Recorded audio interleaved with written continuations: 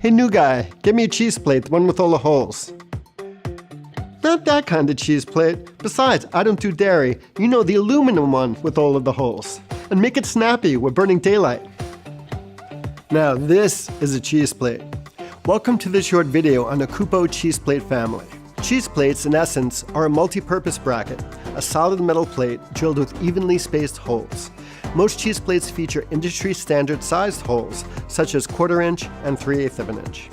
Some cheese plates come with their holes threaded, but regardless of their dimensions, their hole size, the distribution of those holes, threaded or not, cheese plates allow you to rig anything due to their flexibility of having multiple mounting points.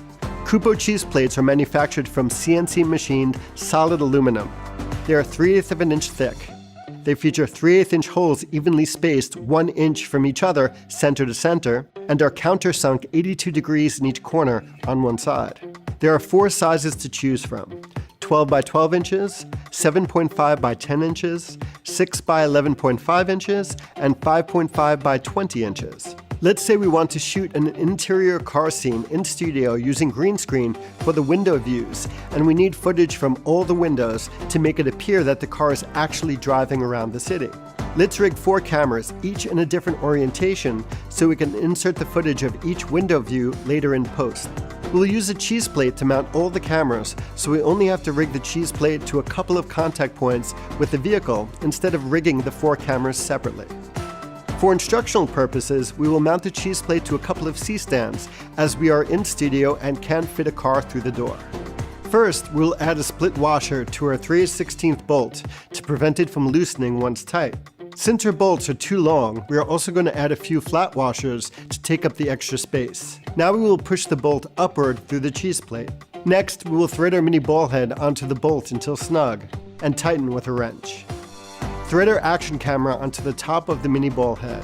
Repeat with the other camera and make sure that they are facing the right orientation before you secure them in place. For the DSLR and the mirrorless cameras, after we mount our ball head like we did previously, we will mount the quick release plate onto the bottom of the camera using the 1/4-20 thread. Turn it clockwise until snug. Now position the quick release plate in the bottom of the camera into the quick release receiver, tighten until snug, and give a little shake to make sure it is securely mounted. Place the baby 5/8 inch receiver of our tilt bracket onto the baby pin of our C-stand. Repeat with the other C-stand.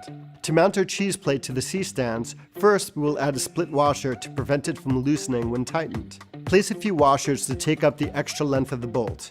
Push our bolt downwards through the hole.